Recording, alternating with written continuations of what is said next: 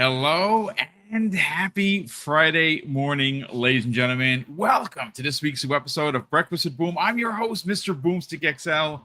And folks, as you can see, right now it's me and Fuzzy. Umbra should be joining us momentarily.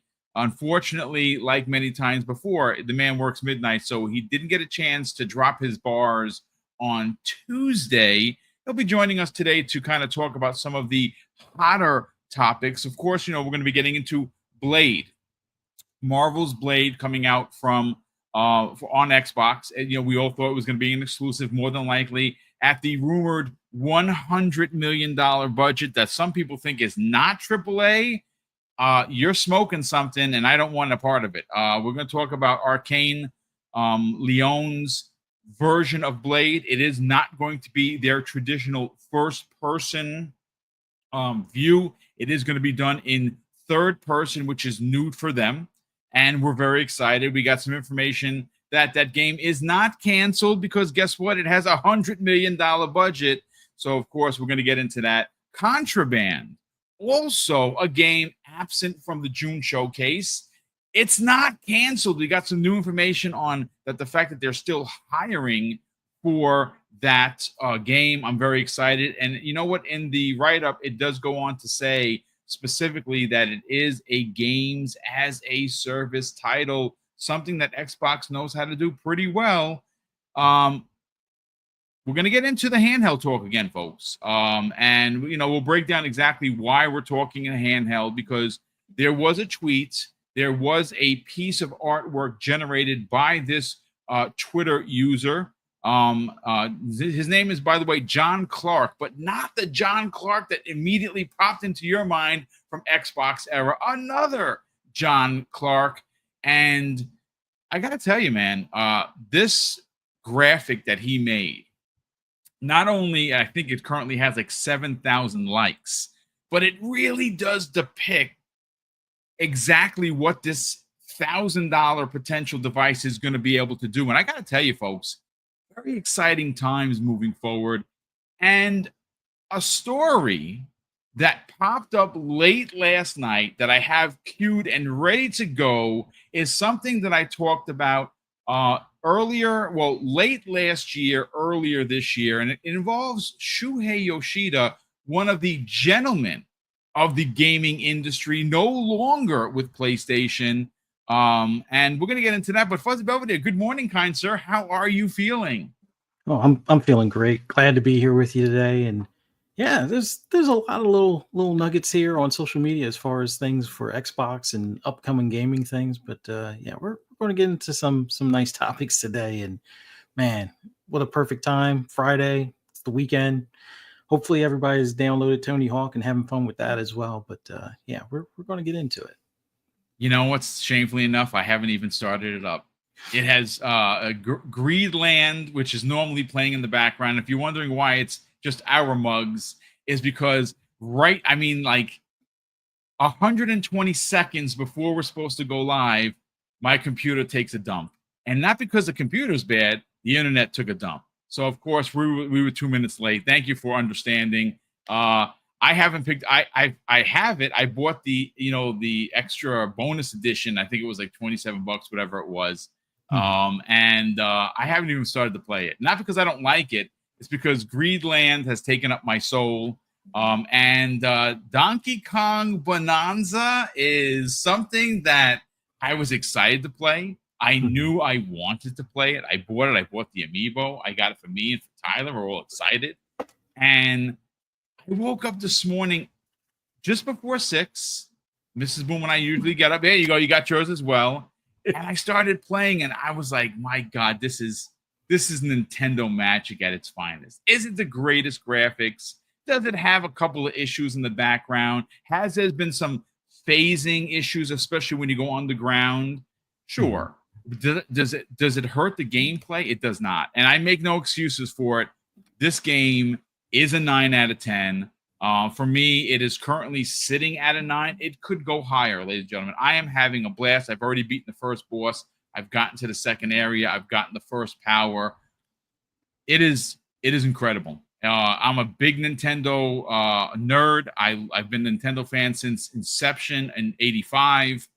and my love for Nintendo continues. It's just really good stuff. But look, we are waiting for Umbra to get here because I do want to bring him in on this, but I want to just kind of open up with this late breaking news, or again, it's not really news.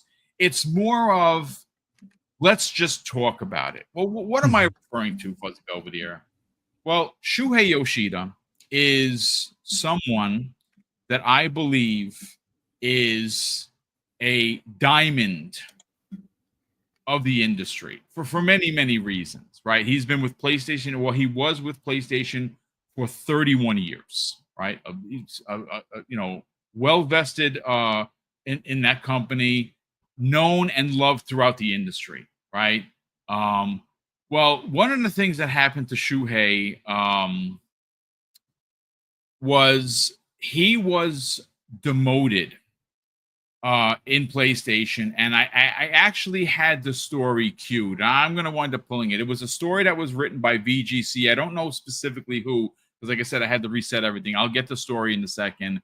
But in that story, it was reported that, and he was being interviewed, so he was asked bluntly, he either had to take the demotion from being head of PlayStation Studios and move to the Indies, which would be considered the basement of Sony headquarters, or leave the company. That he literally said that. And he decided that he was going to stay with PlayStation, and he became a major force for PlayStation and their indie scene. And the indies loved him. And you know what? Again, hearing very positive commentary about Shuhei Yoshida, not anything foreign, not anything new. You pretty much hear that from anyone that has met him. I unfortunately did not get a chance to meet him. Maybe one day I will. But that's not the story here, Fuzzy Belvedere. The story is something that, okay, so let me paint this picture. So walk with me, folks. Right? January 15th of 2025, after 31 years at PlayStation, but 38 years at Sony, he decides he's going to leave. But he left the door open for a potential comeback, either with his own studio, his own venture, or potentially with someone else. Now, when this was announced at the end of last year, and I believe he announced that he was leaving in November of 2024, it was during a primetime gaming episode. And of course, I led that show with, hey, man, Shuhei Yoshida still wants to work in games. Spock should reach out to that guy. And man, when I tell you, Fuzzy, the panning began, the clipping began, because they said, what do you know, you X-Bot? He's not crossing lines. He's not changing his colors to green. And you know something, after 38 years in the business, look, I retired after 21 years as a police officer. I was going into my 22nd year, and I just realized that it was my time to go. Sometimes you just want to go. Did I ever think I was going to get into gaming the way I have? I mean, I've been in gaming since 78, but I didn't know I was going to get into content creation like this, where I had 5 syndicated shows. Like, that's just insane. So I would imagine that after 38 years of working for Sony, and 31 of those years working in games at PlayStation, maybe the guy wants to take a chill pill. Maybe he wants to enjoy his retirement. But according to Shuhei Yoshida, he said this wasn't the end for him. So I'm going to do a screen share, as I normally do, ladies and gentlemen, and it's an interesting screen share. So let me just blow this up. And again, it's subjective. It is not a guarantee that this is going to happen, but let me just hide us for a second and bring this in, right? Why is it coming up twice? That's such a pain in the rear. Okay, hold on just a second. Let me just bring us back. Why is it doing that? Okay, let me just close that out. Hold on just a second, folks. I'm gonna have to stop the share and try something else because that apparently is just not working. Well, anyway, let me share the screen once again. What a pain in the rear. You know what I probably should have done? I probably should have simply just did that in advance and made actually a screenshot rather than a screen share. Okay, so let me hide us and bring that in. Okay, here you go, folks. Here's the picture. Apologies again. I had everything set up, and then of course my internet decides to, again, take a dump right before we go live. This is what he posted yesterday, right? Now, what does it actually mean, Fuzzy Belvedere? Probably nothing, right?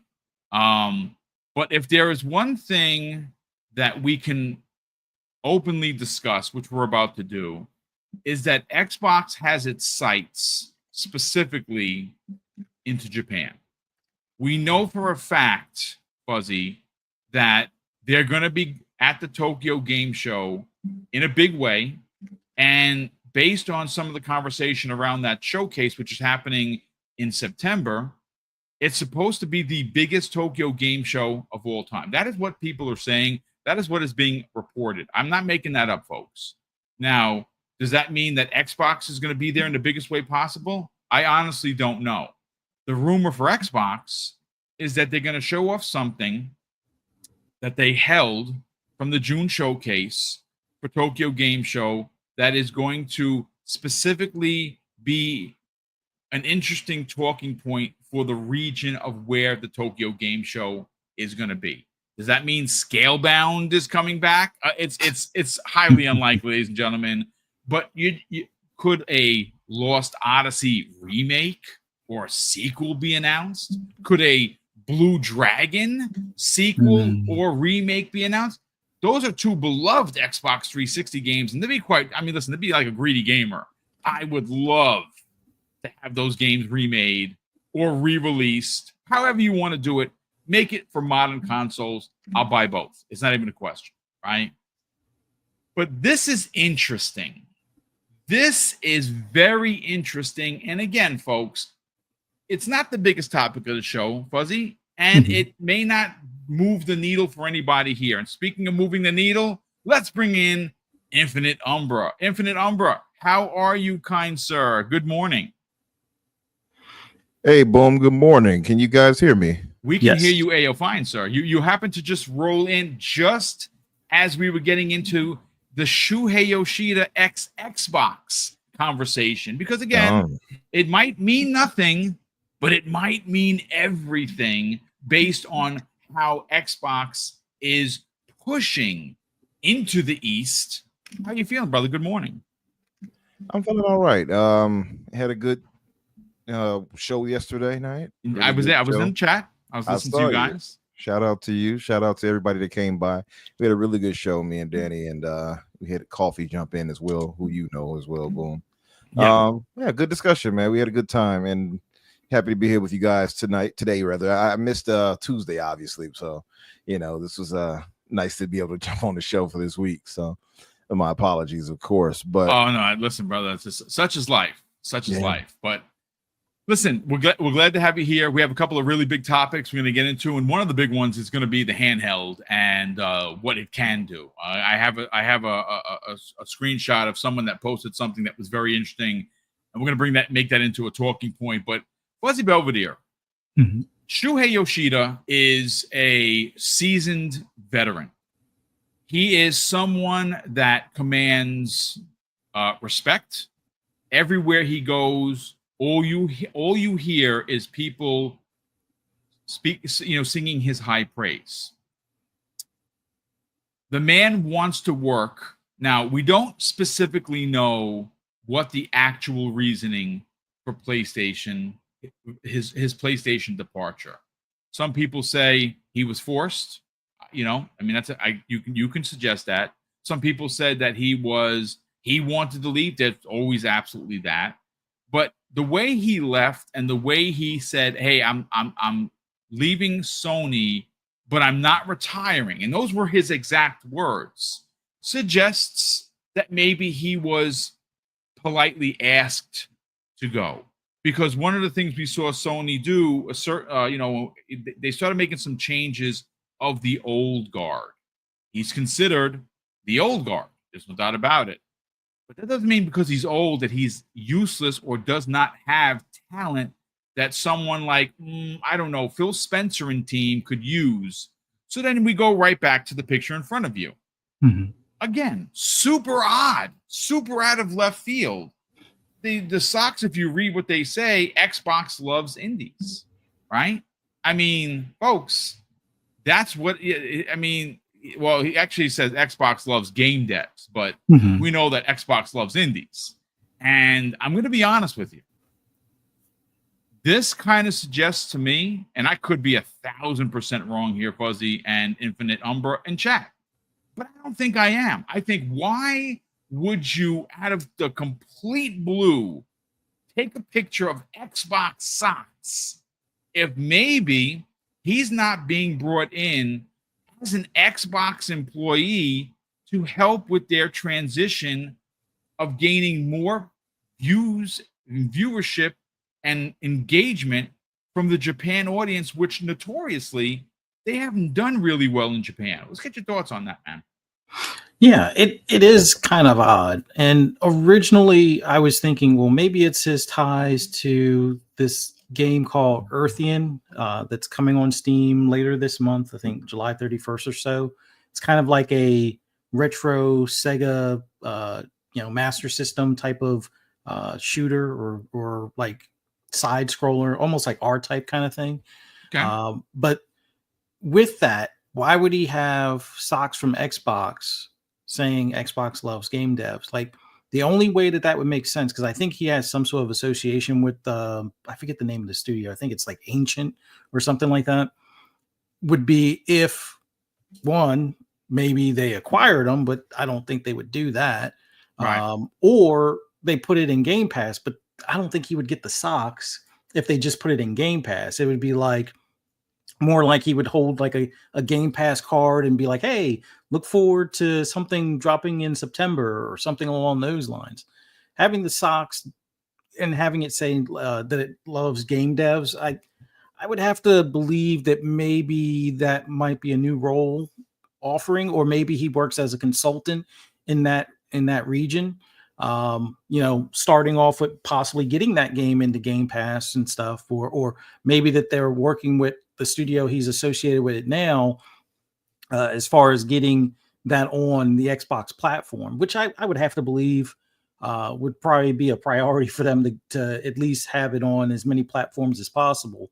So I definitely like what you're thinking as far as maybe they did tap him on the shoulder or give him the call and be like, hey, would you like to work for us and help us in this region that you've been very familiar with, and your knowledge and reputation with indie developers and things would help us out a great deal.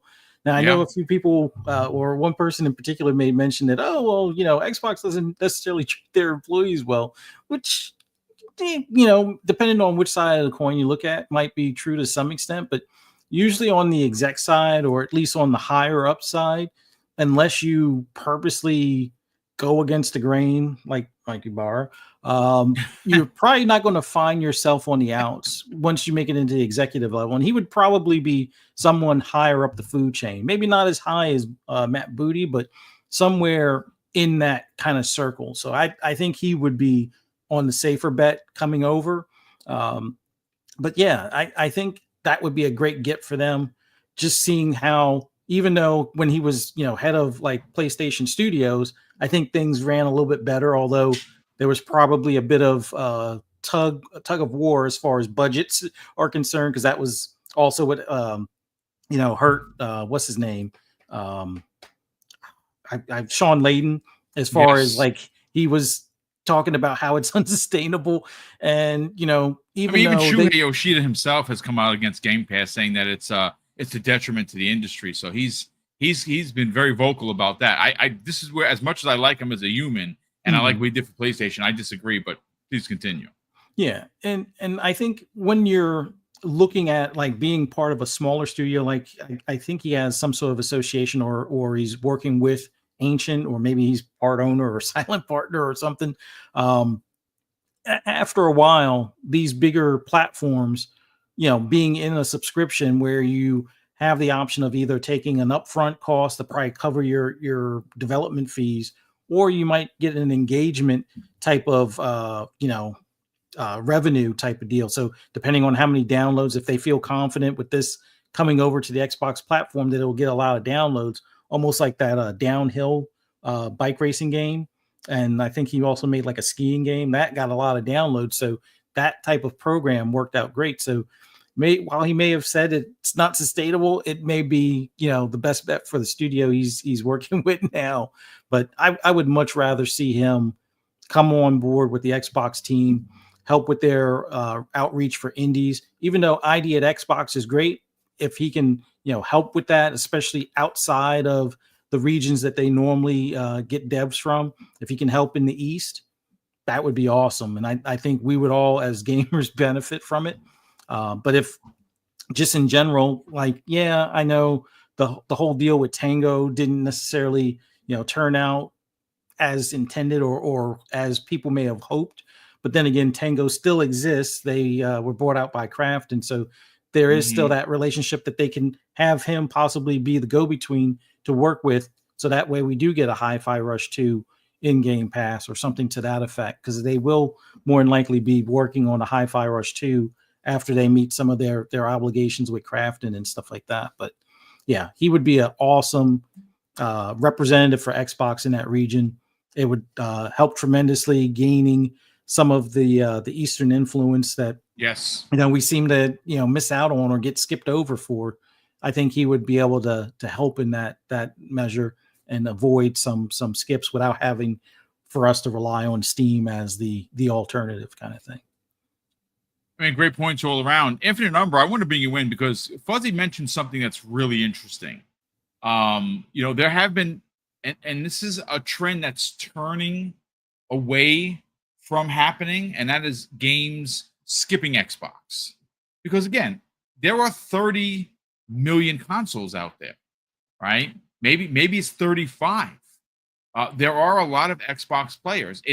I think it's reckless for someone to suggest, just because Sony has damn near 80 million PS5s in the wild, that 35 plus million potential customers of JRPGs and shooters and things of that nature, games from the East, should skip Xbox because no one's going to buy it.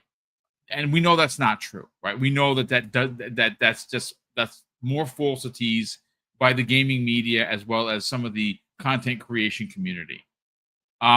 This is one of those situations where getting someone who's established in Japan, who has an incredible rapport with the entire Eastern indie universe out there, right? There is a community that loves Shuhei Yoshida. He has relationships with them. Bringing him in and letting ID at Xbox handle both the European side and the American side, our side of things, and allowing someone with an incredible influence and stature like Shuhei. And again, folks, we're all spitballing here. We have absolutely no idea if this is going to happen, but the whole Xbox socks thing is super weird and super out of left field. Did Xbox send him socks? Why?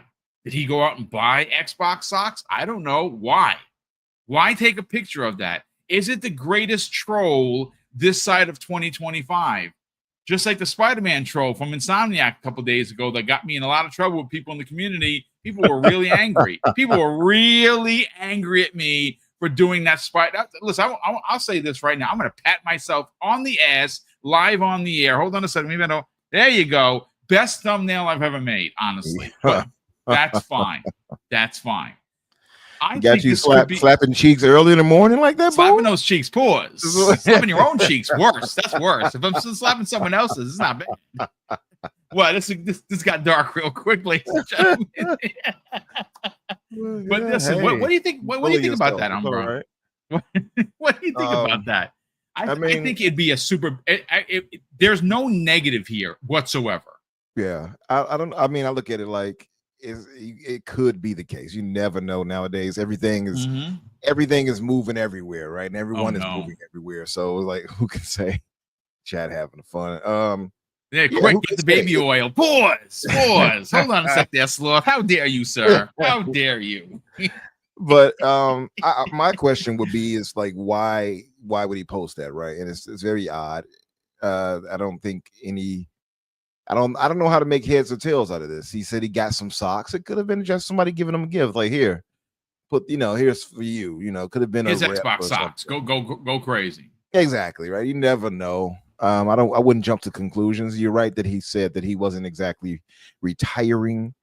I would just wonder how they would possibly use him. Obviously, he's a veteran. He knows what he's doing. They could move him into a proper position. It's not to say that they couldn't use him. I mean, they've made some missteps that could probably use someone like him in there in power and position to correct some of that, actually. But I don't know. How old is Shuhei now? Like I imagine. I mean, I could certainly. You know what? Let me just do. The old Googles. I figure that he's in his 60s. I don't know how long he would give them if this was the case. So for that reason, I'm not too sure one way or another for this. And I'm trying to figure out what Shuhei is 61 years old. Yeah, he was born in February 11th of 64. Oh, he's an Aquarius. Pull up the yeah. So you were right on cue. Yeah, he's an Aquarius like myself, isn't that something? I should have known. Great people, Aquarius is great minds think alike and indeed. Are born on the same sign. There you go. I got the same matching socks. But yeah, no, like listen, I mean anything is possible, in the words of the great poet Kevin Garnett, anything is possible. You never know. That could be the case that he's been enticed to join the Xbox team. Again, though, I would have to wonder what could they use and what capacity could they use him for, and that's the only thing for me. Like I can see some people having excitement, just because it's a legend. He's a legend. Clearly, in gaming. What could he? I think maybe his legend precedes him in this case, because I just wonder what would they use him for specifically. It's not to say that he's useless. I just don't know what they would use him for currently. You know what I mean? And the notion of Xbox not getting certain types of games, that's pretty much out of the window. They're going to get those games now. So I don't know what they could use him for. I don't think they're courting, for instance, Asian developers like they were before. I think they've gotten good deals in place and good relationships set up already. So I don't know that they need to use him to curry that. The idea that maybe they could use it to get Japanese talent. I mean, sure.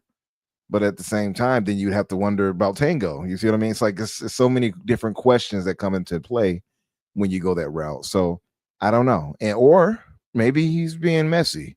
Maybe he's like throwing it to Sony, like, look, who wants me? You didn't want me, but Microsoft does. You never know. I don't know. I couldn't tell you. I mean, listen. Okay, so what I like to use is, again, this isn't console warring. I love saying let's read the room.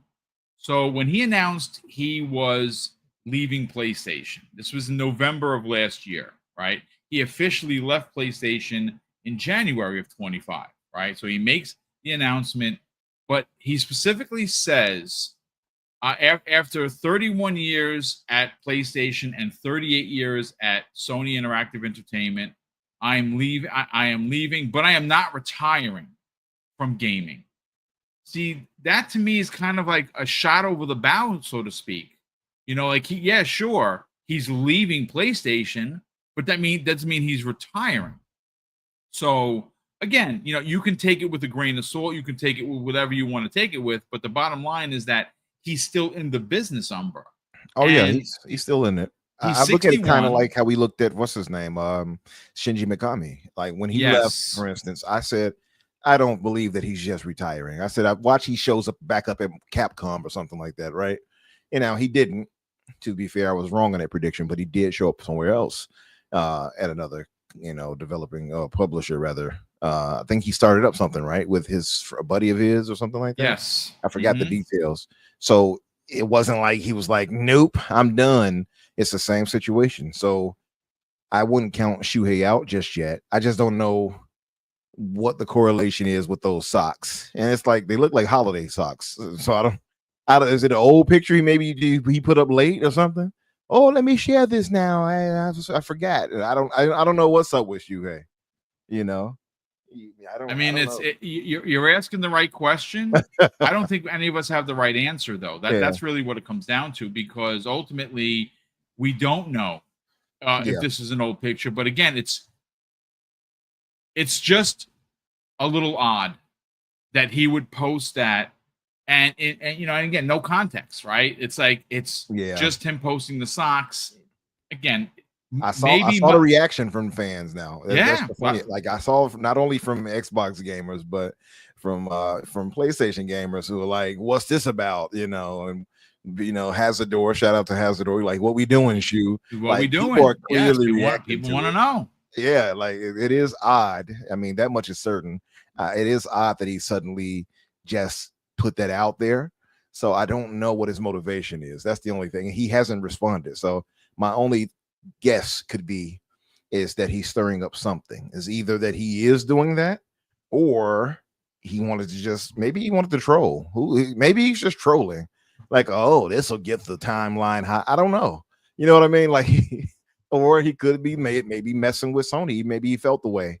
I was like, I'll rep Xbox today with some socks. Who knows? Right? I mean, the one thing that I have to go back and say that, you look at the way he.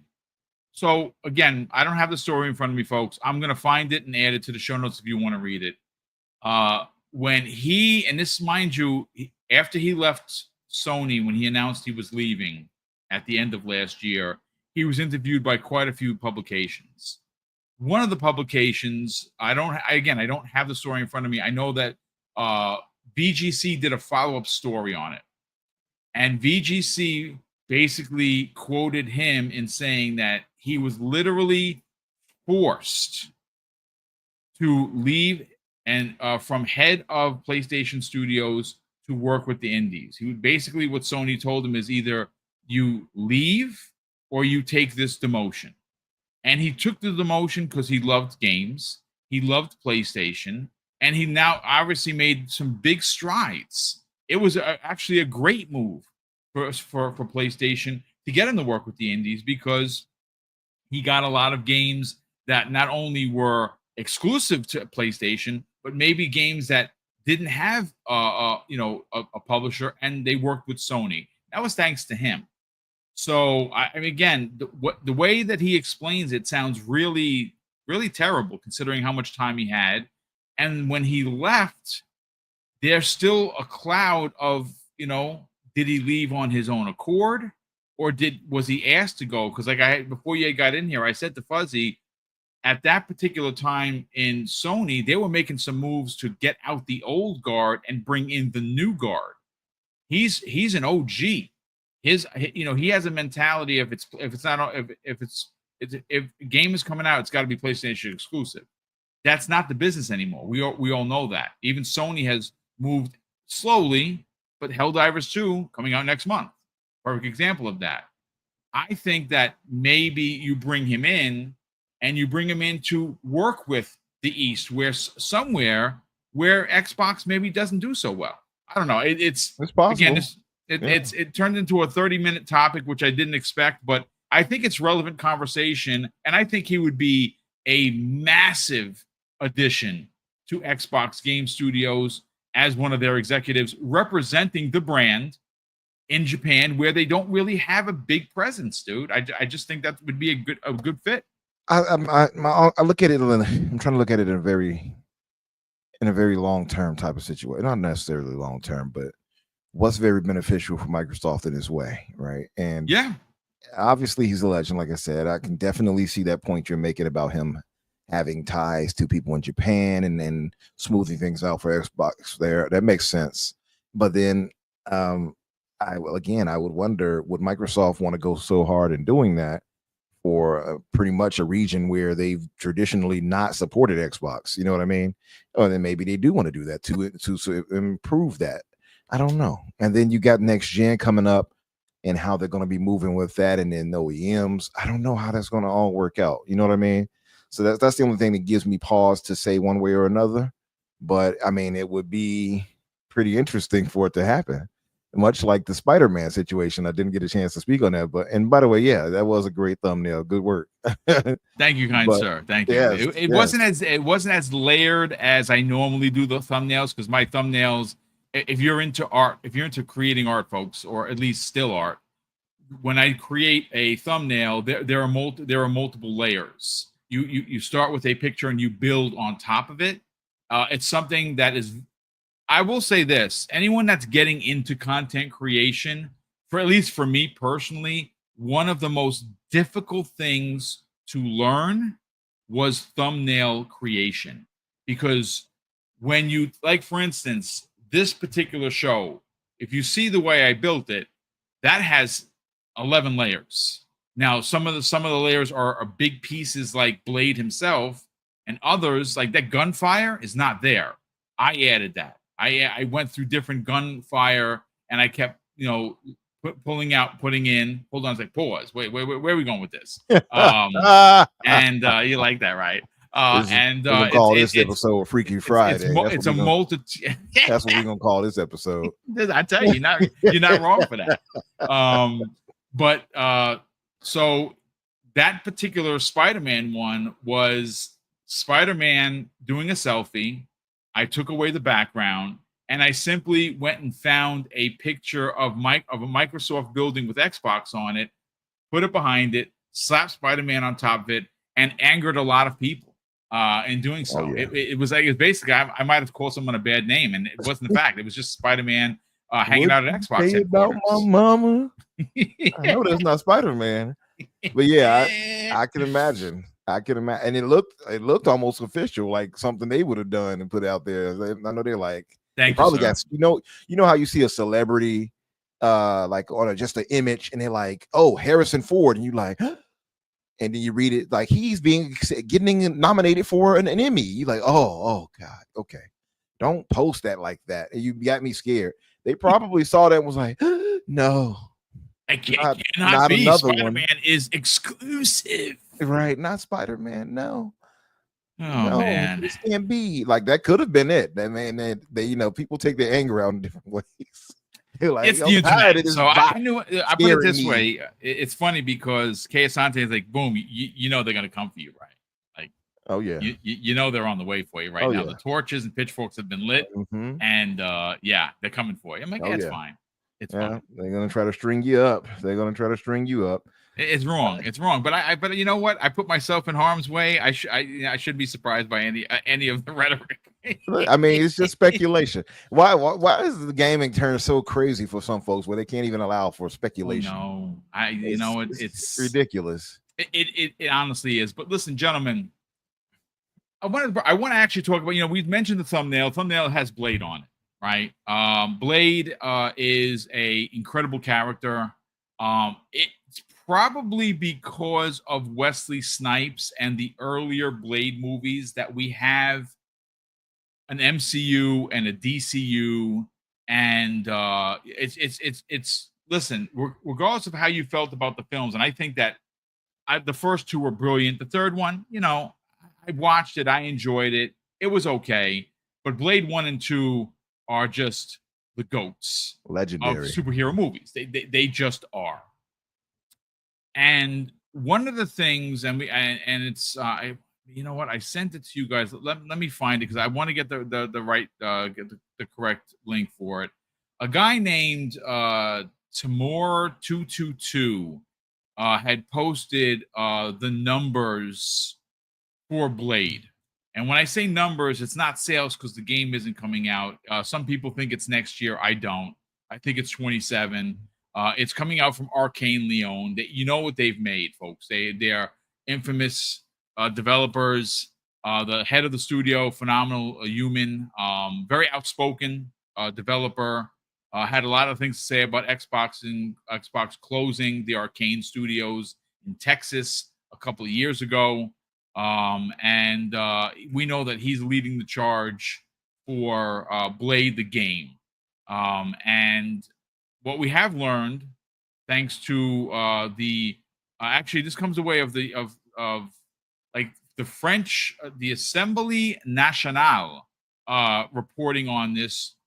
Well, they reported that this game, gentlemen and chat, it has a $100 million budget.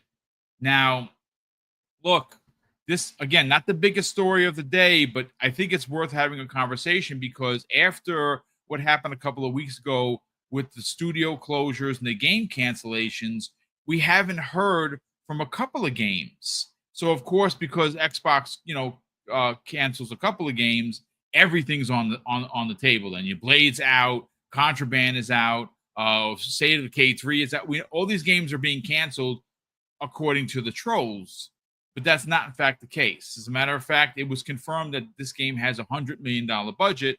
And one of the things I saw, Fuzzy Belvedere, that was a bit perplexing, at least for me. I don't know about you fine folks. I only have 98 million in my account. Sorry, I don't have 100, so I can't get there. I'm lying. I don't even have half that. But $100 million is a lot of money. That's a AAA game, but not according to the troll universe of Twitter. Oh, well, if it doesn't get past 3, like Spider-Man 2, poo-poo, with the pinky drinking your tea. Like, get out of here with that. $100 million? Are you freaking kidding me? That means that Xbox, and more specifically, Papa Microsoft, is all in on the development of this game. So when I started seeing that, I'm like, man, you people are just crazy. You just crazy. 100. Well, Boom, that's really AA work, in my opinion. You know what? Take your opinion and you know where you can stick it. Because yeah, it's that it is what it is. This game, I can't tell you if it's going to be a game of the year quality. I can't tell you if it's going to have the greatest superhero video game story ever told. I have no idea. But I think it's safe to say that Arkane Lyon knows how to tell stories. They know how to develop games. And the one thing that I absolutely love about what they're doing with Blade is that it's being told from a third-person perspective, something that Arkane specifically is not necessarily known for. They're known for first-person type of games. Every game that they've released that has been a game of the year quality, even though, like for instance, Prey didn't hit for me, right? Dishonored 2 did not hit for me. That's not every game is for every gamer, but I did play them, and I know a lot of people, specifically like Jez Corden, absolutely loved Prey. Yeah, right. Same. So again, every gamer is going to like something different. I think that hearing this game has a $100 million budget is indicative of it. They are not holding back to make this game special. The one thing I will say is, based on that price, and maybe this is where the virtual tomatoes come from me, I think this is day and date everywhere because of a $100 million budget. And again, this is no shade, no tea. If you look what happened with Spider-Man 2 is a great game. It has Venom. It has a new story with with the history of the Venom character himself. Totally different. At first I was like, I don't know so much about this, and then I kind of fell in love with the story. It's great, right? That game was $315 million budget, and I don't even know if that includes the marketing. I think that was just the development of the game. That game got outsold by Helldivers, which, by the way, had a $100 million budget. Oh, by the way. So do you think that Helldivers 2 is not worth the price of admission? This is where we start to see people do the backwalk or the moonwalk with some of their comments. Let's get your thoughts on the fact that $100 million is being spent on this game, potentially more. And do you think that this is because of that price? It's probably going to be everywhere. I based on Xbox's movements as of late. I think it might wind up being everywhere. I don't know if that winds up being day and date, but we'll definitely see. But to speak on the $100 million aspect, I think the big thing is, one, I think this is going to be a smaller experience. I don't think this is going to be 80 to 100 or 200 hours worth of gameplay unless you're extending some of the side missions. So if they have reoccurring side mission type of things, then yeah, you could probably, have a 200-hour playtime. But I think this is going to be somewhere between the 20 to 40 hour story range, and then full completion would probably be just under 40, let's just say. 100 million also means they're starting to look at sustainability as far as in the AAA space. I think when we see some of the bigger licensed games, or even some of the tentpole titles that have rumors floating around of $500 million budgets and things, I think we're starting to see, especially after Expedition 33, that a lot of these teams are going to have to shift how they do things, whether it's adjusting the pipeline or doing more contract work or whatever the case may be, reusing an existing engine. I think the 100 million is where a lot of these future AAA games that are going to be 40 hours or less are probably going to land, or at least target that type of budget. And I think it comes down to them probably focusing on what the core things need to be for the story. And if this is something where it looks like Disney is already approved for, like, example, Indiana Jones 2 and 3 kind of thing, as far as the games are concerned, you might spend 100 million on this portion of it. You may spend 120 million on the part 2, and there might be a budget of 150 million for part 3. So I'm not saying they're going to do the Spider-Man 3 of dividing up the game into 3 parts kind of thing, but we have to look at how these, publishers and studios have been crying about, sustainability with this, 200 and 300 and, $1 billion budget for like something like Grand Theft Auto and stuff, or at least rumored to be in that range. I think they're all kind of, tightening the belts. And unfortunately, they've done some, recent layoffs, although that team didn't seem to get affected. But I think looking at teams like Obsidian, for example, a lot of the stuff that they've been doing is churning out games pretty much on a yearly basis, or actually 3 in a year. And I don't think they're spending a full 100 mil on these, even though Outer Worlds 2 is more than likely going to be a full-fledged AAA game by everybody's, judgment. Avowed, some people will say AA, some will say AAA. I think that was another one that was probably under the $100 million budget range, even with some of the reworks that they've done within that 5 or 6 year dev cycle that they had. So 100 million, I think this just kind of tells us, don't expect 200 hours out of it. Expect 20 to 40, somewhere in that sweet spot, which, as someone that's played Spider-Man 2018 and Spider-Man Miles Morales, I've yet to touch Spider-Man 2. Anything past like 40 hours really starts to drain. And it's the same thing, at least for me, when it comes to Assassin's Creed. Anything after, well, it used to be, 80 hours, no problem. Now I'm like, if I can't get this thing wrapped up in 40 hours, I don't really want to bother with it. So I think that's more of a telling sign. So don't expect 200 hours. Expect something in the 20 to 40 hours sweet spot.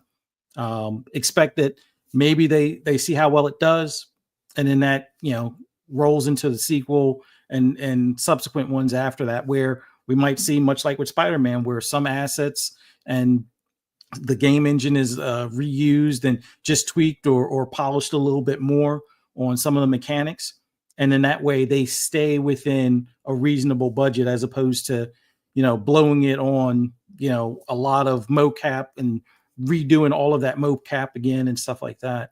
Like, another thing to keep in mind, part of that 200 and 300 million dollar budget for like the Spider-Man series that we've had so far is Disney purposely beating Sony upside the head to make it less interesting for them to hang on to that Spider-Man license, at least from the gaming standpoint. So they're putting the screws to them. So in all honesty, if that game was probably not Disney putting the screws to them, it would have probably been half that amount. So there's probably that to consider. And since Disney outright owns Blade, and it's not like they're trying to negotiate with Microsoft to give it up or anything.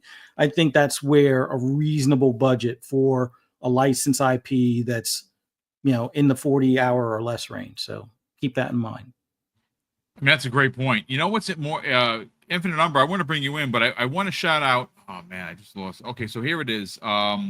Zoe Z Mofo in the chat pointed out something really interesting, that the stats that were presented by Tur2222 were from a couple of years ago. So if that in fact is the case, he believes that the budget could kind of go up a little bit. And I wouldn't be surprised. I mean, we are in 2025. Everything is expensive. I will say that the price of the game suggests that they're going to want to sell copies. The way that Xbox is moving, like Fuzzy Belvedere had said, Infinite, is that they're no longer in the business of losing money.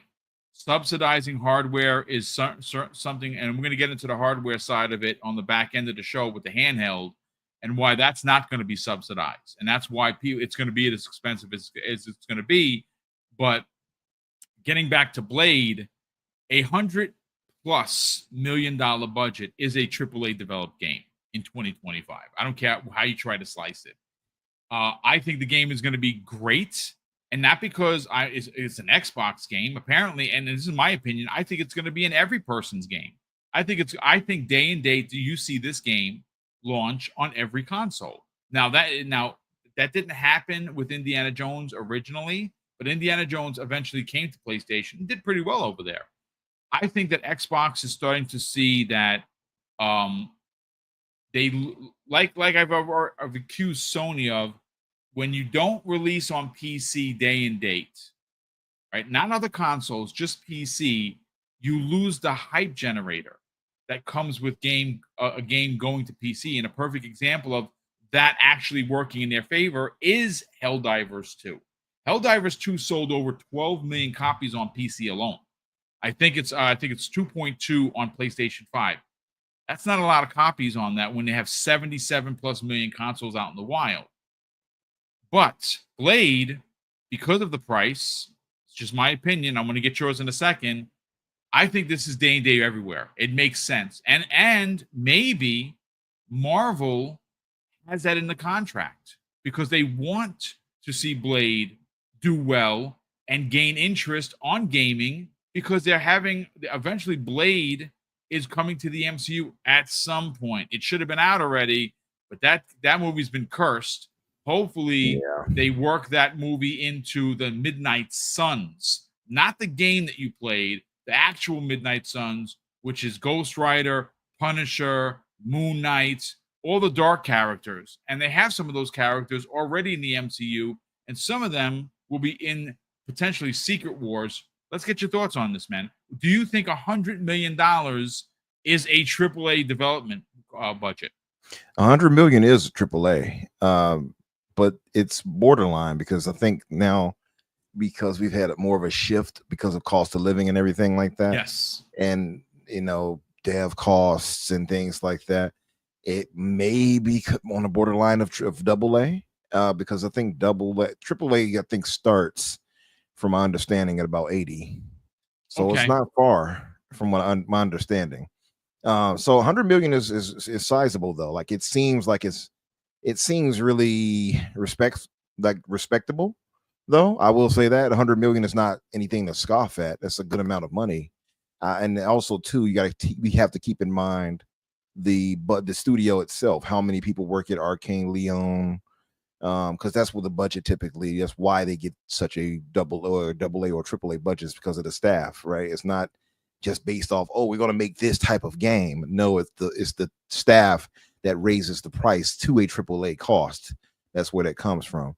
And you look at some things, I mean, it's possible that, we could be looking at a game. I think Fuzzy has it more on the point where it's going to be more of a 20 some odd hour to 40-hour game. I don't know how complex it'll be as far as it being a large open world or anything like that.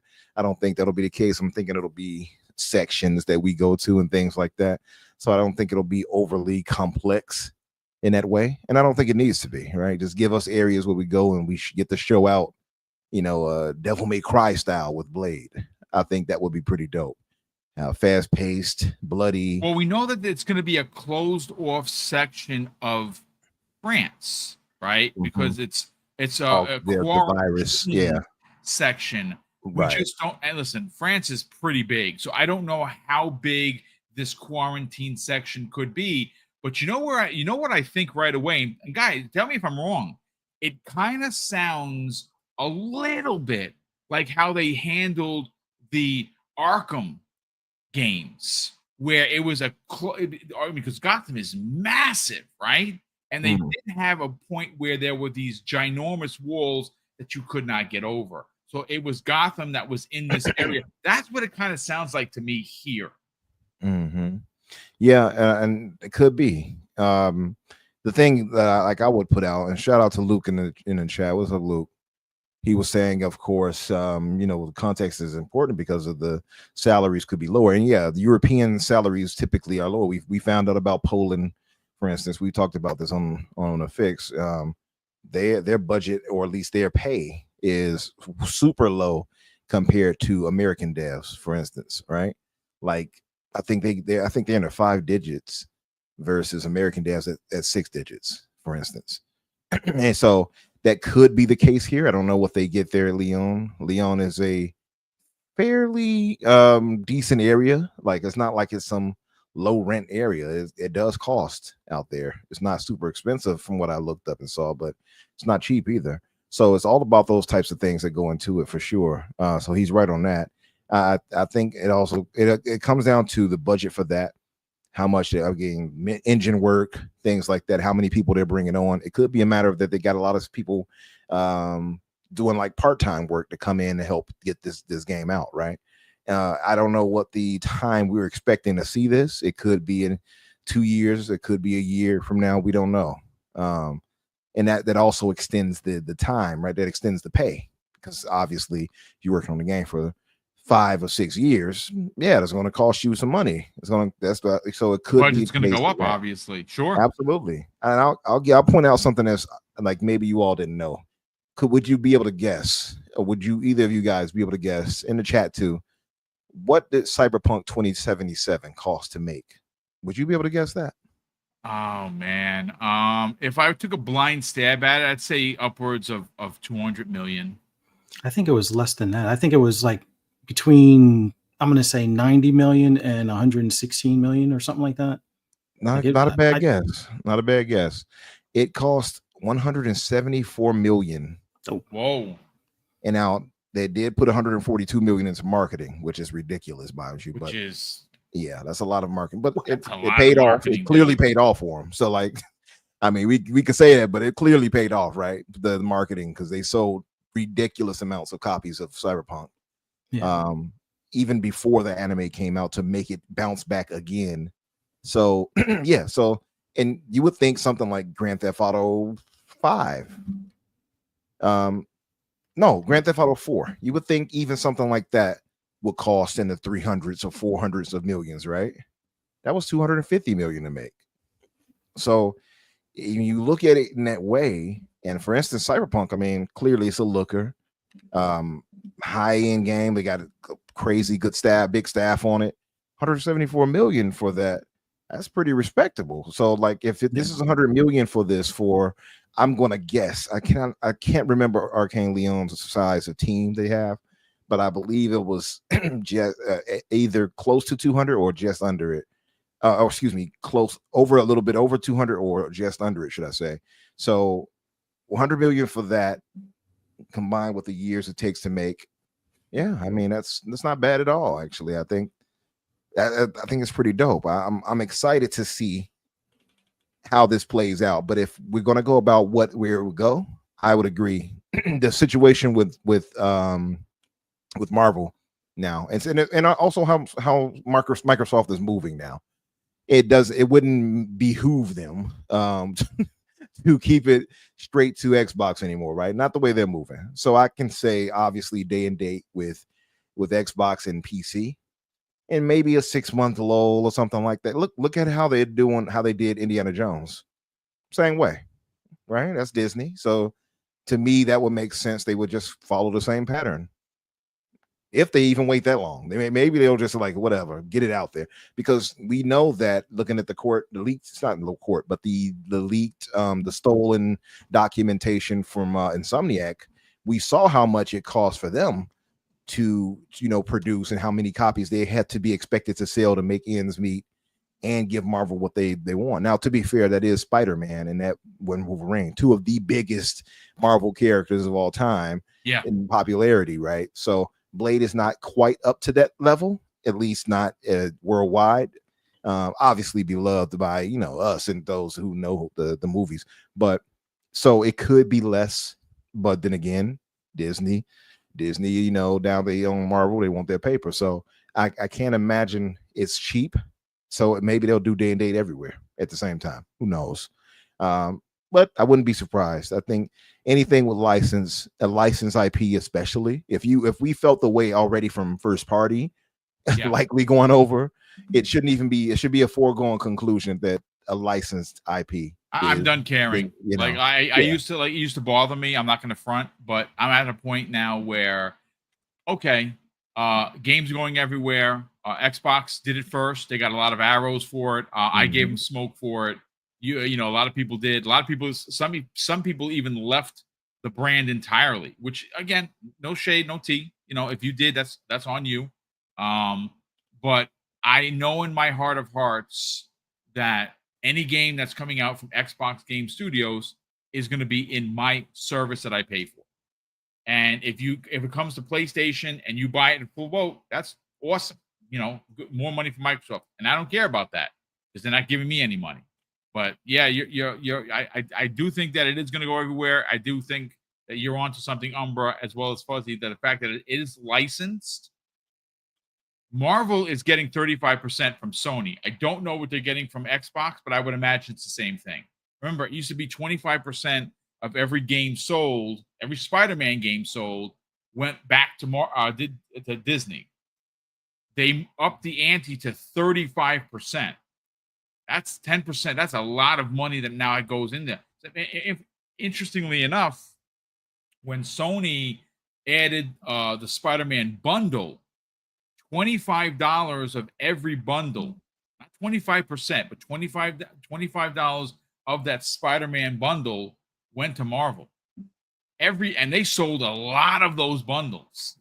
That's a lot of money they made because they listen, they want their money. They own Spider-Man. So, I mean, listen, great way to open up the show. Two, I thought, really interesting topics. We have another one, folks, and this one is very interesting. But before we actually get to that, I do got to catch up on the super chats. Been quite a few of them, and I want to thank everybody that's been generous enough to donate to the channel through channel membership as well as super chats. And the first one of the day, gentlemen, comes away of Do UK Now. The Broke Boy Insider drops a very generous $5 super chat. Yeah, I'm going to cover this story. It just broke. Fuzzy and I are going to cover this on Monday. I don't want to cover it now because I want to read into it, and I want to get at least a presser from Xbox why they're doing this.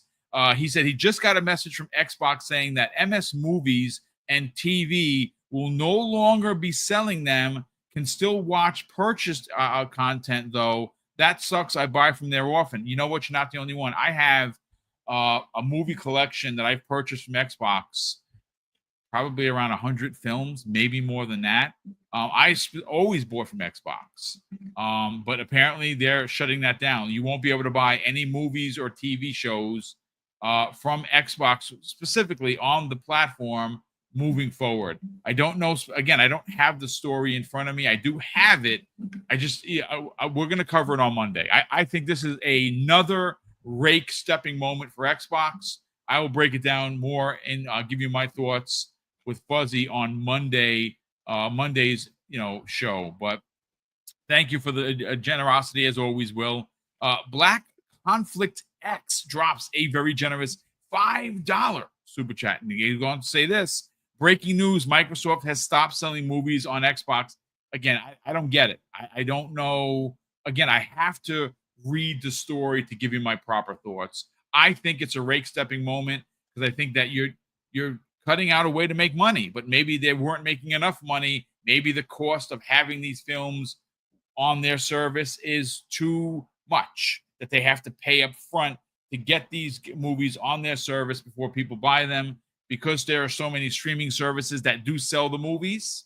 Maybe that's why. Again, it's big business. I don't know why they're doing it. We will cover it again on Monday. Black Conflict, thank you so much for the generosity, brother, and the update. We also have here Mr. Exertion drops a very generous $10 super chat. It says, I guess Xbox is done supporting buying movies and TV shows on the store. I know it's not game related, but it's absolutely BS. I literally just said that to my friends who just texted me. I said, yeah, it's absolutely bullshit for sure. That's where I indulge in my movies and TV shows. Yeah, you're not the only one, dude. I'm right there with you. I TV shows, not as much, but movies, I have well over 100 for sure. And I buy from there on a regular basis. I guess, well, not anymore. We have here Sir C. Julius drops a very generous $5 super chat and says, boom, self-slapping cheeks in the morning. It's crazy work. Just kidding. Much love, guys. Awesome content as always, brother. That's very kind of you. Yeah, that was definitely a pause moment for me. But appreciate the generosity, Sir C. Julius. King Webb, salute to you, kind sir. Great to see you here as always. He drops a very generous $2 super chat and says, to help with strengthening ties with China and Korea. And yes, he's talking about Shuhei Yoshida.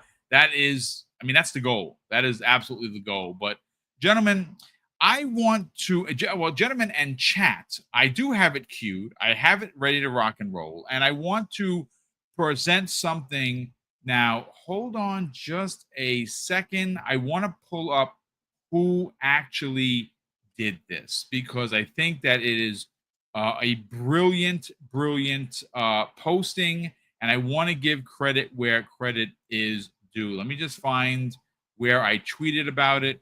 Okay, so what I'm about to put on the screen, folks, was posted by John Clark, not John Clark of Xbox Era, John Clark of, well, another, not his doppelganger either. You can reach out to this guy. It's at CYNVOR on Twitter. And I think that, here it is, folks.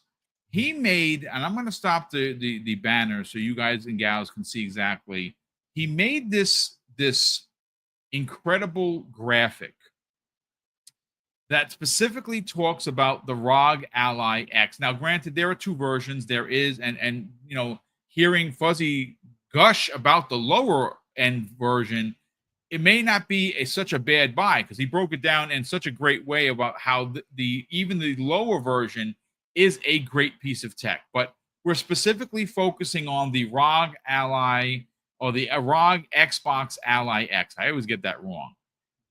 This is a console that's been confirmed, gentlemen in chat, to be coming out later this year. Now, at the onset of the week, we did get a leak suggesting, based on the European pricing, that this version, which is the big boy version of this partnership device via Asus and Xbox, would cost over $1,000. A lot of people got in their feels over this. Like, wait a second, $1,000? This is insane. I'm out.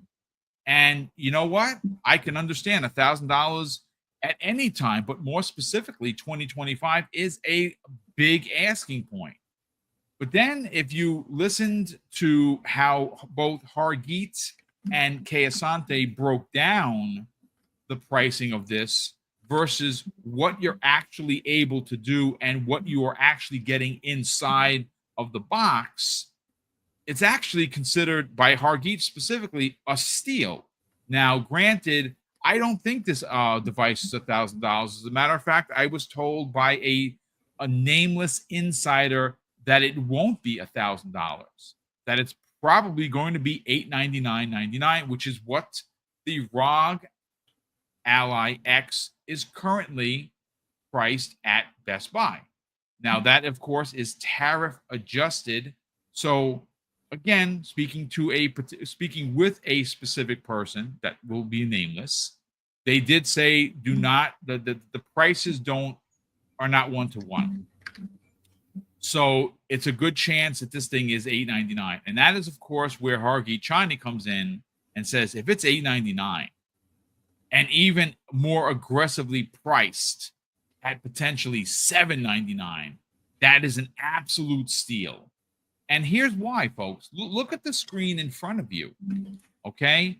Yes, this is a handheld. Yes, this is hundreds of dollars more than you spent on your Series X.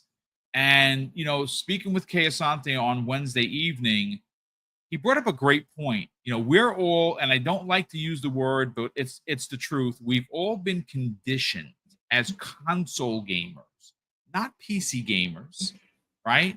And speaking of PC gamers, well, we have one on the panel today. Actually, we have two, because you know, Fuzzy's a PC guy, but more so Infinite Umbra is a massively converted PC guy, and he understands the pricing aspect of being into PC gaming. Well, console guys like me look at something like this, and even though I'm in, regardless if it's $1,000 or $8.99 or whatever, I'm not sitting with hundreds of millions of dollars in the couch cushions like Microsoft. I got to figure out a way to pay for this thing. But with that said, I'm also in the mindset that a lot of people in this chat are right now like, man, I'm five, anything higher than 5 is you know, my limit. And for many reasons, whether that be fiscally responsible for your family, putting them first, and not having a Vegas moment, right, where you're going to go and just, you know, throw it all on the table and figure, you know, you're going to, you know, win a fortune. No, you got to be responsible, especially in 2025, because everything's so goddamn expensive. But this graphic does imply some incredible features. I mean, look again. I'll read it verbatim, but this is what you will be able to do, Fuzzy Belvedere, with this handheld, and it's pretty incredible. You're going to get Xbox games. You're going to get your Game Pass games. You're even going to get PlayStation games on this thing. Your Steam, your Epic Game Store, Blizzard games are going to be there. Supposedly rumored to have good old games as well.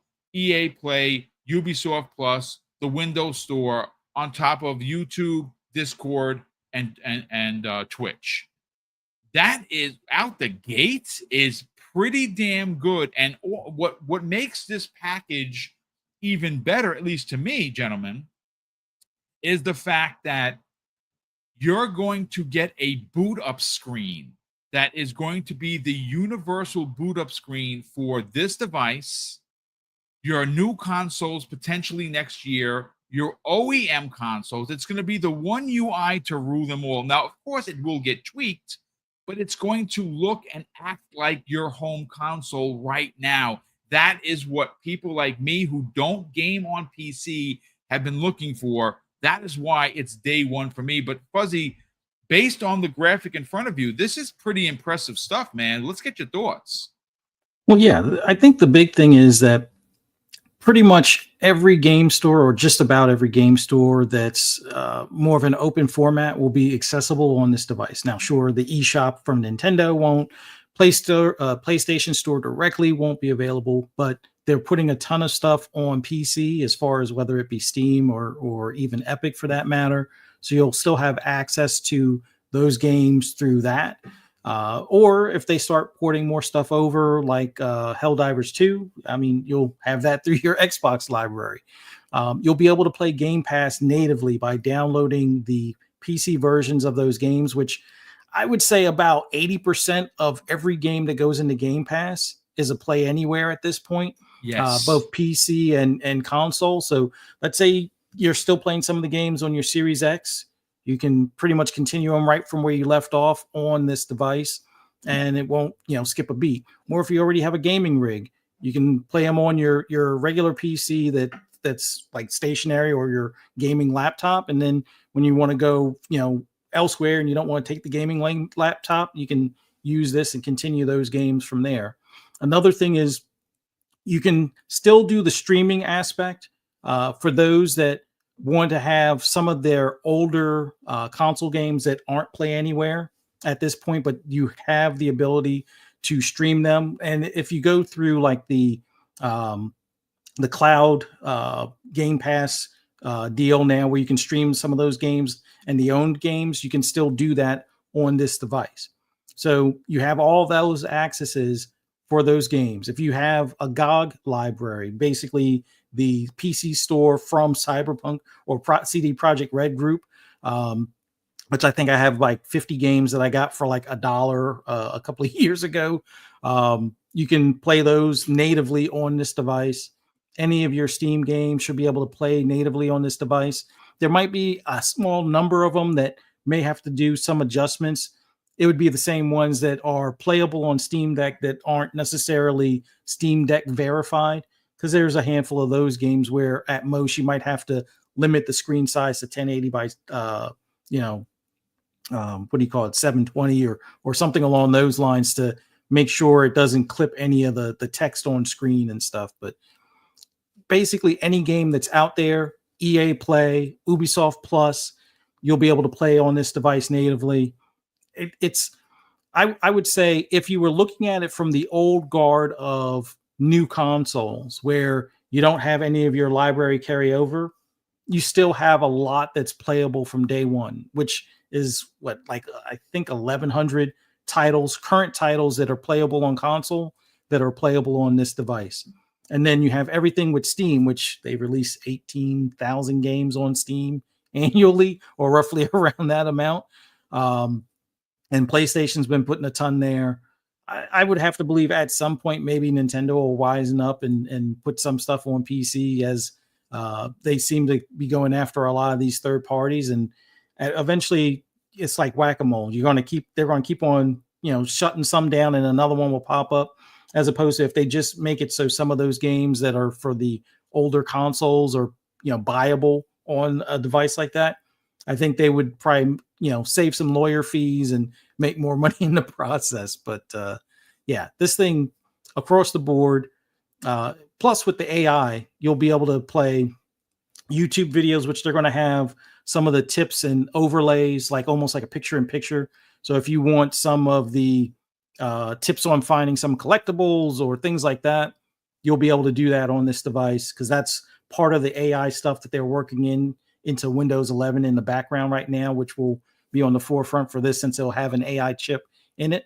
But yeah, you won't be able to, I won't say you won't be able to, there won't be many games that you'll be able to miss on this device. Like the only thing right now I would say from Sony that isn't there is pretty much like Ghost of Yotai, which that could be less than 6 months, considering how their cadence has been going to PC.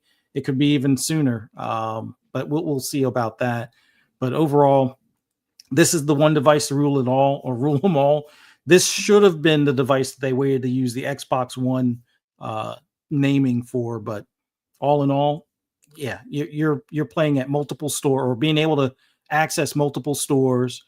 Pretty much a big chunk of your library, which they should be rolling out that Play Anywhere, where you can filter your library on your console to see how many of the games you already own are playable that way. But yeah, if you're a Game Pass subscriber, yeah, you're going to be able to play a ton of the stuff that you see coming into the service on a regular basis. And a lot of those titles, if you buy those titles, or Play Anywhere titles. So yeah, this thing has you pretty much covered.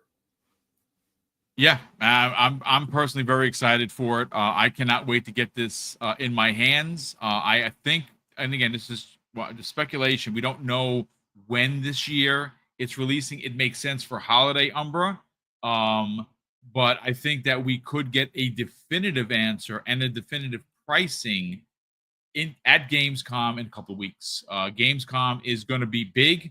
It's expected to be one of the biggest in years. Xbox was there in a massive way. And look, they're celebrating the 10th anniversary of FanFest. I would imagine that this would be a great place to launch the pricing and give us a better understanding of what this device is going to be about when it launches, when that is going to be able to be launched publicly.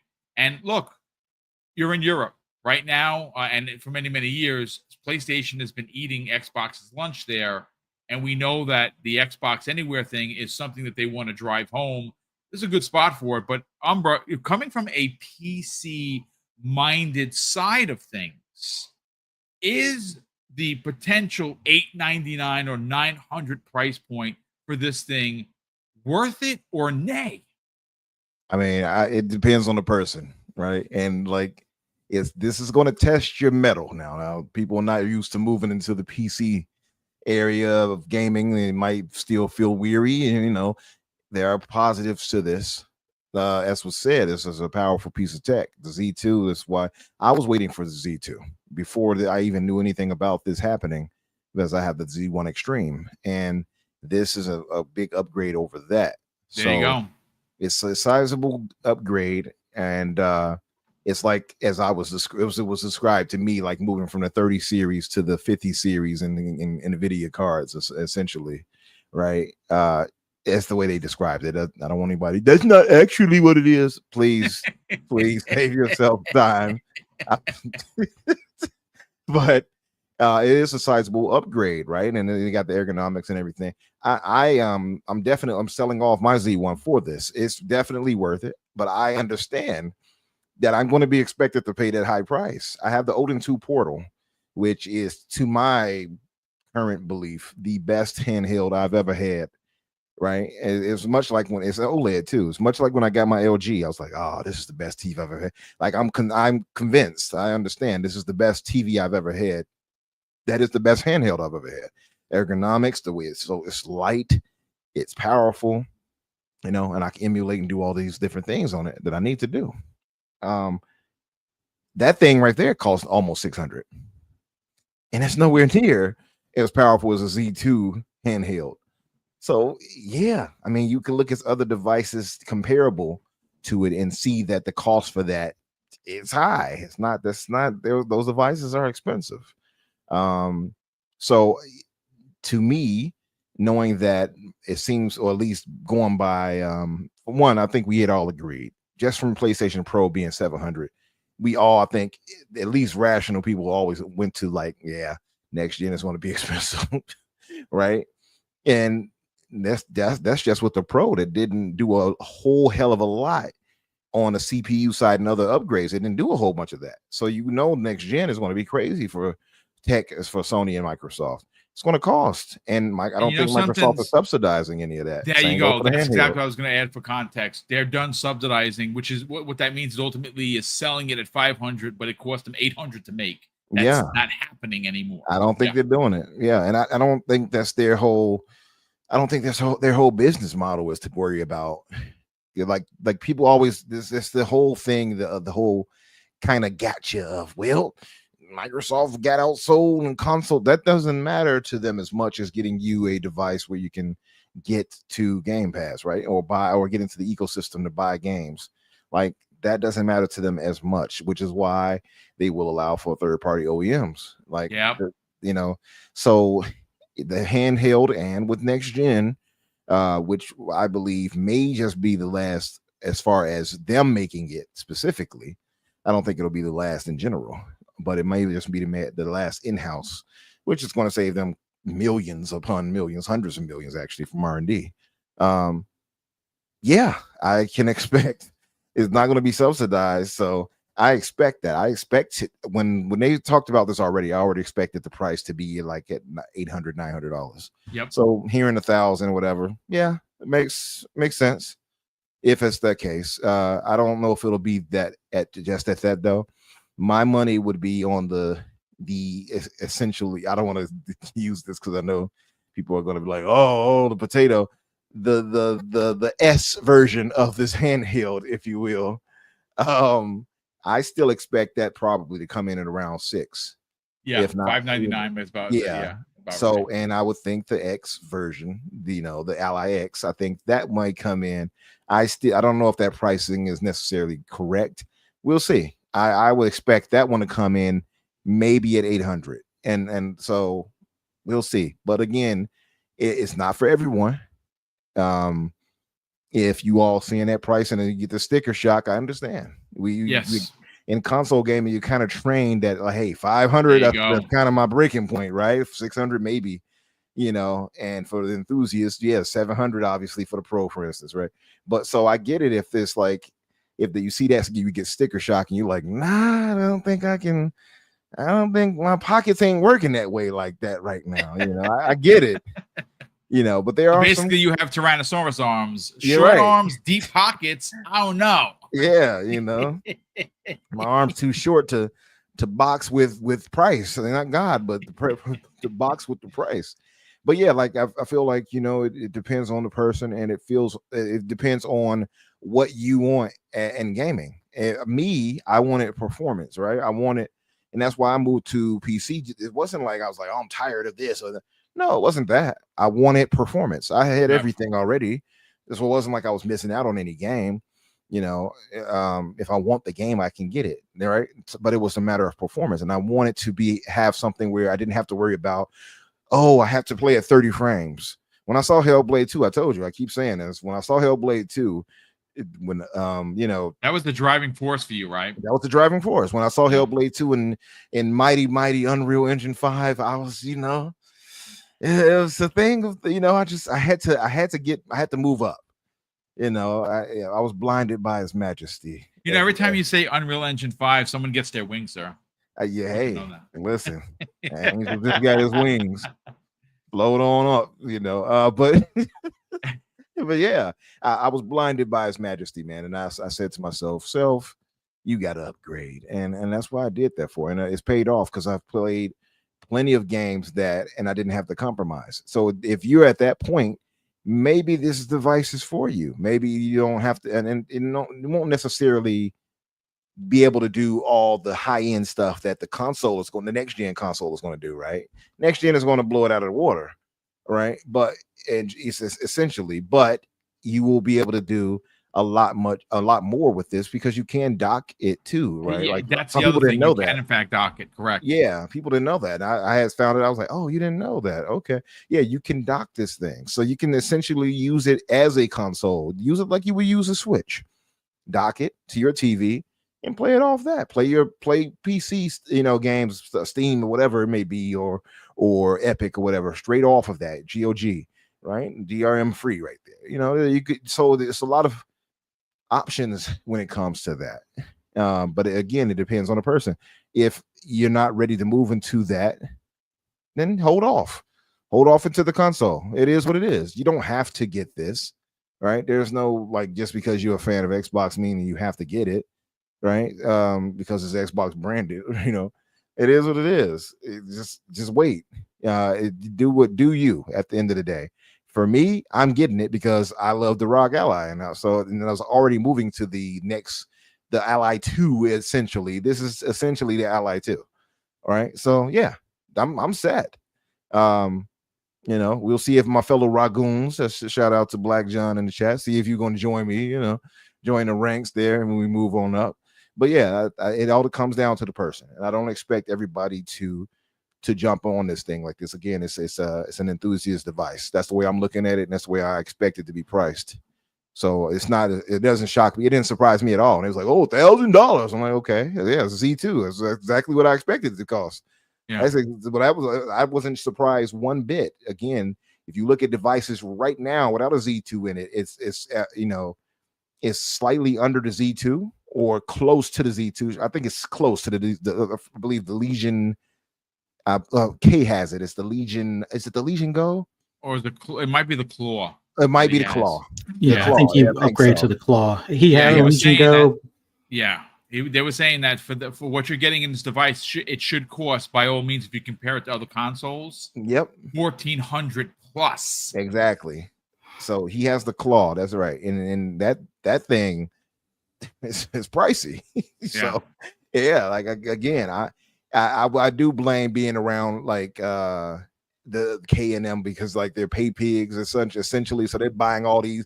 Oh, yes, I have the new upgrade to the 5090. And I'm like, all right.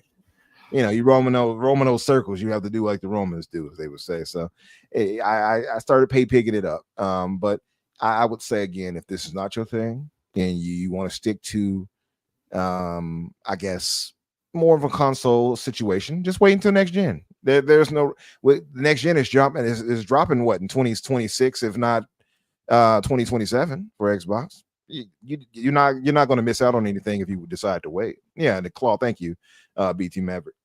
MSI the MSI claw right now is at $999, so it's $1,000 for that. So I again, I wasn't shocked, and I'm pretty certain, or at least I'm pretty sure that the Xbox Ally X is comparable to the claw, if not slightly more powerful. So hey, it's a W for me. I'm sold. I just don't. Again, keep in mind it's an enthusiast device. Don't look at it like they're overcharging. They're not. Trust me, that thing is powerful. So it is what it is at this point. That's the way I look at it, man. But yeah. I mean, listen. Again, if we go in numbers, how many of this thing is going to sell? Kay seems to think that because it has an Xbox button, that people are not going to buy it. I think that's dumb. If you're going to use console war rhetoric as well, it has an Xbox button, I'm out. Okay, if that's what's getting you out the door, maybe it should have been the price, but all right, whatever. Oddly enough, I kind of agree with them, and because we saw how people reacted, right? The same people that were fine with the suits before, all of a sudden, there you go. Yeah. It's got that Xbox stink on it. Look with the pinky when they're drinking the tea. Yeah. We don't play Xbox devices over here. Remove this from my site. Yeah, a lot of them get real uppity and real snooty when Xbox suddenly is attached to something. So I actually don't doubt that people started getting extra when they saw that. So it might. I would expect in a year's time, maybe a million or two, maybe. Yeah, right? I mean, listen, it's funny because the current sales figures for the ROG Ally X is under 500,000. It hasn't even sold 1 million yet. There you go. So, and probably because of the price, that's what it is, and it's going to be very interesting. Again, it's like both Fuzzy and Umbra said, it is in fact an enthusiast device. It is expensive. It is a bit pricey. If it's not for you, then it's not for you. It's definitely for me. And you know what? Speaking of pricey, the CEO of Microsoft Gaming in the chat here, Phil Spencer. Hello, kind sir. Thanks for joining us. He says, like, subscribe, donate, or get out. Phil, take it easy, brother. We don't want to scare anybody away. He donated. He's rolling, right? We know that Phil's rolling. So the last time he was here, he donated a bunch of subs. We appreciate it. Phil said this podcast is for everyone. Like he said, gaming podcast is for everyone, unless you don't like us. You don't like us, subscribe. Then you can get out. There you go. That's what I'm talking about. But listen, ladies and gentlemen, that's going to do it for us here. 3 topics, total of 3 panel members, well over 500 people, which is awesome.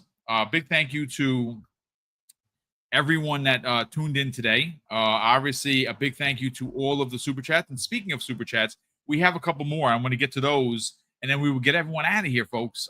Do UK Now, the Broke Boy Insider, drops an additional, very generous $5 super chat, and he goes on to say Tom's Guide did a performance review based on the Ryzen Z2 Extreme chip benchmark baselines and released to give an overview on how it compares to the Xbox Ally X and how that may actually perform. That's pretty interesting for sure.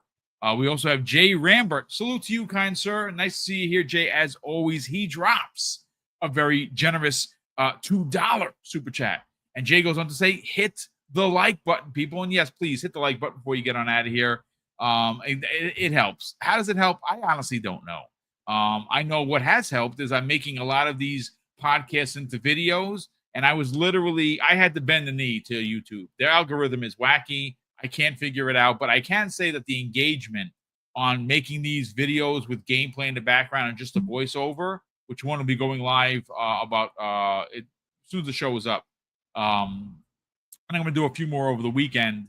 Have helped people that, working moms and dads who don't have the time to sit through 90+ minute shows like these. I break them down. Now, granted, some of them are a little bit longer. Like the one I'm about to put up now is 45 minutes. That's because both Kay Asante and Hargeet Chani go into depth with the chips on these things and why it's a steal.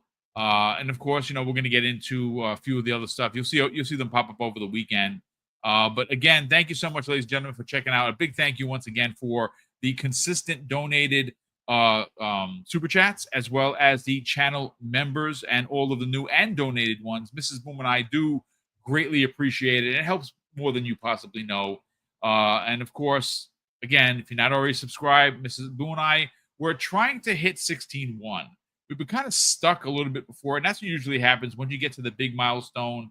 No, you don't get a lot of subs. We've gained some, we've lost some, we've gained some, and it's not just me. It's just the industry, the content creation industry during the summer. It's just kind of a bit stagnant. But if you're not subbed and you enjoyed the commentary, enjoy the content, throw me a sub. We'd greatly appreciate it. But Fuzzy Belvedere, let's sell the brand, because you and the missus have a show later this evening called Fright Night with Ferocious Fee, 6 p.m. Eastern Standard Time. I don't know what you're going to talk about, but you're going to let the folks know not only what you guys are going to be, going over and watching, but also where they can subscribe to the YouTube channel, but more importantly, follow you guys on social media. Well, as always, love doing this on Fridays. So glad we had Infinite Umbra on here as well. Love hearing his takes on the industry as well as everything in gaming. But yeah, for those that want to find me on social media, just do a search for Fuzzy Belvedere. You'll be able to find me. I put the links to both my YouTube and my wife's YouTube in the chat. The movie for tonight is Jeepers Creepers, the first one, or the original one. So if you've already seen the movie, definitely come hang out with us, 6 p.m. Eastern Standard Time tonight. Just do a search for Fright Night with Ferocious Fee on YouTube, or check the link in the chat, and you'll be able to hop in the chat and talk about the movie with us. A bit of an interesting one. I did wind up yelling at the screen rewatching it. I guess time definitely makes you look at movies a little bit differently, but yeah, definitely a worthwhile watch, and we'll discuss it later on tonight. But for all of those out there, gaming is at its peak right now. Attack those backlogs. Get ready for the new hardware. If you don't already have a Steam account, maybe you start one. There's some free-to-play games you could probably at least add to your library to kind of get things started. The same thing with GOG or Epic. Epic gives away free games. I think they got Civilization 7 now. Might be their free one that they're doing this week. But yeah, attack that backlog. Keep yourselves busy with games. Social media sometimes can be a bit of a headache, so keep gaming. That's all. Indeed. Well, listen, we look forward to hearing about it. It's funny. You mentioned Jeepers Creepers. The way that they did that film was, it creeped out my wife, who's a horror nut. Mm-hmm. And it was because you didn't see the creature. You only got glimpses of him, as opposed to the second one when they were full on frontal. Pause. They changed the ideology. There you go. You like it. This podcast is something else. I tell you, man. I told you it's Freaky Friday today. I am on the tear. This is Freaky Friday for sure. But Umbra, listen, obviously last night you and Daniel J. McGee had an amazing podcast, and I know because I was in the chat while I was listening, and Mrs. Boom and I were kind of just chilling, watching one of our latest K-dramas, as we do. We have a couple of K-drama films. One is called Nuns, and the other one is called Priests, and they're both about demonic possession, and they are in the same universe. Which I've never seen these films. We're very excited to take a look at them, because we do like the J horror and K horror is phenomenal. If you're into horror film, you definitely got to check out both J and K horror films. They are amazing. But of course, your show last night, you got hot heavy into the wrestling, as you normally do. Indeed. And of course, it is a great place to get into pop culture, video games, comic book movies. Superman just came out. I'm going to see Superman tomorrow with my nephew. Cannot wait to see what that is. They talked about that as well. A lot of people really like that film. Unfortunately, the dollars are not making sense because it did not open at what you would have thought. I mean, the movie spectacle has been huge, and it did not surpass the Man of Steel, which is quite shocking, to be honest with you. And you know, relatively all right, right? Yeah, like I mean, the problem is different overseas. Films. Two different films, two different eras, and you know, in you know, movies for sure. But sell the brand, brother. Where can people check out The Fix? Thursday evenings, 8 p.m. Eastern Standard Time, and more importantly, subscribe to the YouTube channel, but follow you on social media. Yes, sir. Boom. Thanks for having me on. Always a pleasure to jump in with you and Fuzzy. And Fuzzy, thank you for the compliment, brother. Always great to hear your takes as well. I learn something new from you as well all the time.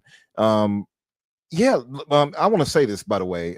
Shout out to you and the wifey, Fuzzy, because I don't know how you all do it, man. I love the whole, because it has this kind of it makes me, because we had this guy here in Chicago, Ray Coles. I think what was his name? Ray Coles. And he would dress up as Swinguli. I think he's called himself Swinguli. And he like, you can find this in Berwyn. It's a whole thing. Basically, he would do like this Saturday kind of horror throwback thing. You all shall remind me of that a little bit. And because you all will go to even the B movies, scary movies and stuff like that too. So that it kind of gives me that feeling a little bit. I'll just tell you this. I am a complete chicken when it comes to horror movies.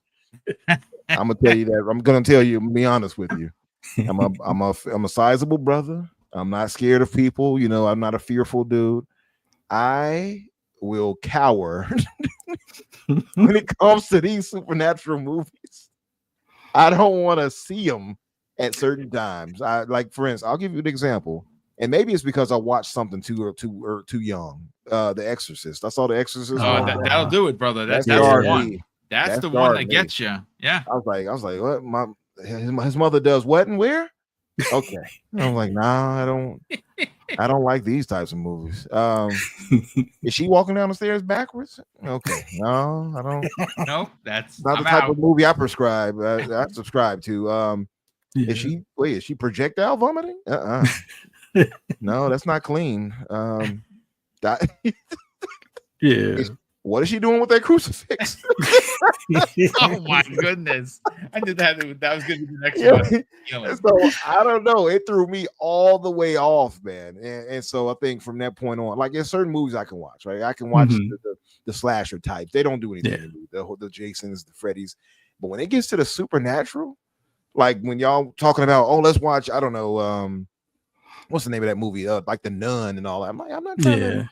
I don't want to see that pale thing. That is an evil demon right there. I mean, and it's a big FU to God that she dresses it like a nun. I love those movies. As a matter of fact, I think they have one more left in them before they stop making them. But I mean, listen, horror movies not for everybody, brother. Just like games, not every game is for every gamer. Not every horror genre is for every human, sir. Yeah, that's exactly what it is. I mean, shout out to Jeepers Creepers. I do like that though. I did like Jeepers Creepers.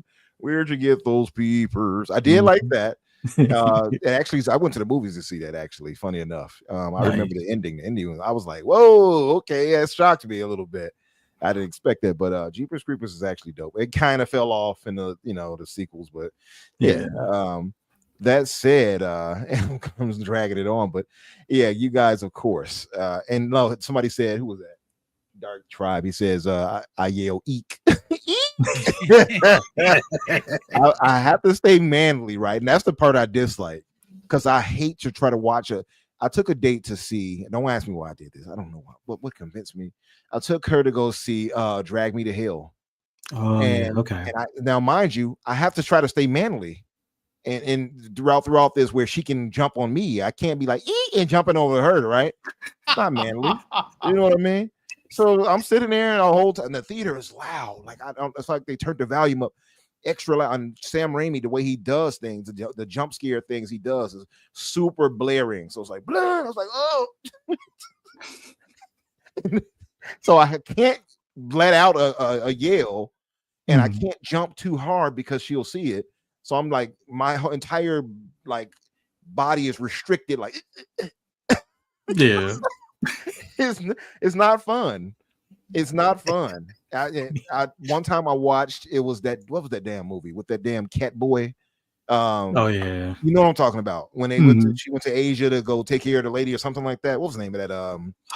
I can't remember the name of it, but yeah. You know what I'm talking about. But you remember the cat boy was in the attic and all that. Mm-hmm. You know, it felt like The Grudge. Thank you, Sadness. Mm-hmm. I went home that night, and usually I cut through the alleyway. And I was living up north at the time, and it's quick, straight to the little straight cut. Mm-hmm. Why was the lights flickering off and on in the alley? I'm like, come on now, this ain't this, y'all. Come on, and I'm black too, so I'm like, I hope ain't nobody in this alleyway. I'm shouting it out like That is hilarious. Oh, my elevator. This has made it worse because in that movie, the cat boy person kept getting closer and closer as she went up the elevator. Remember that? Mm-hmm. My elevator had a cutout, a diamond cutout on the thing where you can see the floors as you're going up. Yeah. And I'm like, oh God, why did I go to this movie? And I'm like, I don't even want to look at the cutout. I'm not looking. You're afraid someone's gonna be definitely when you pass floor 3, there's gonna be a face there. And this was the final one. I tell this to everyone, and it always cracks me up when I think back about it.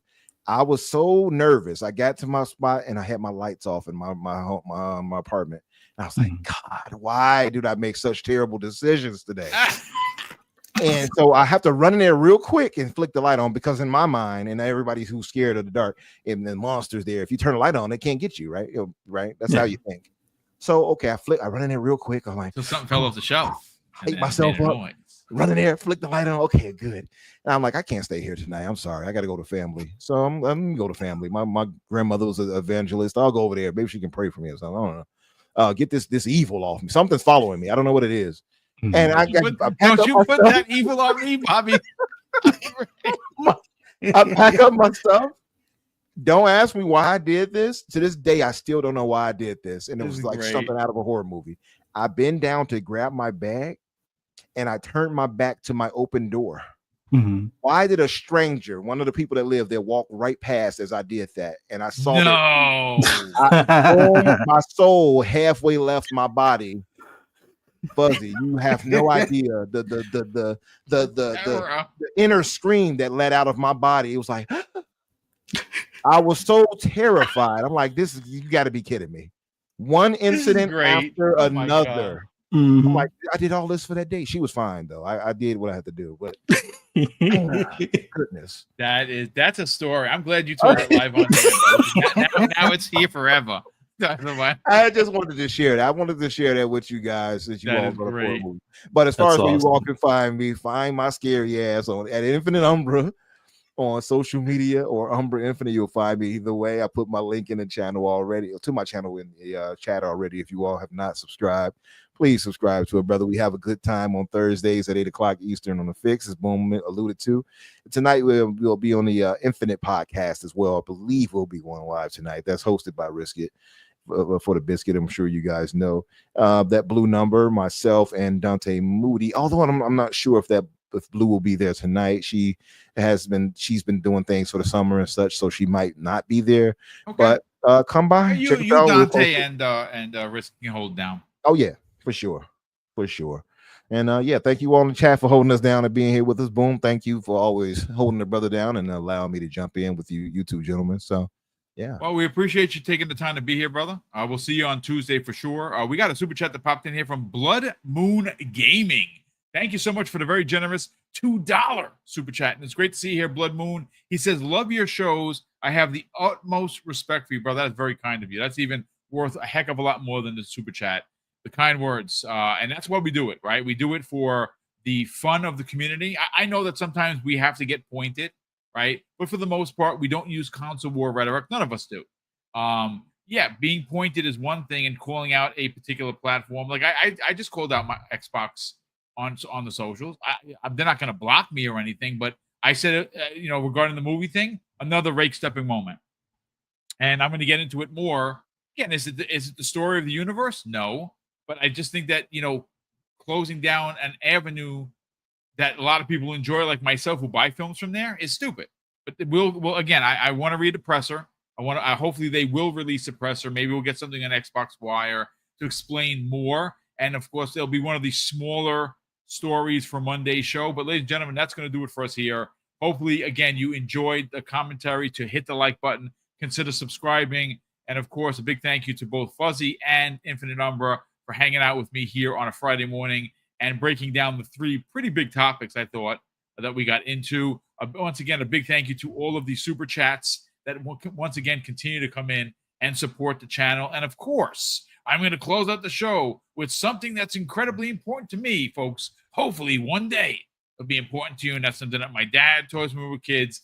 And he would say, Craig, treat others how you want to be treated. And also, it doesn't cost anything to be nice. You live by those rules, son. I can guarantee you're going to have an awesome day. So take care, everyone. And we'll see you next week on the newest episode of Breakfast with Boom.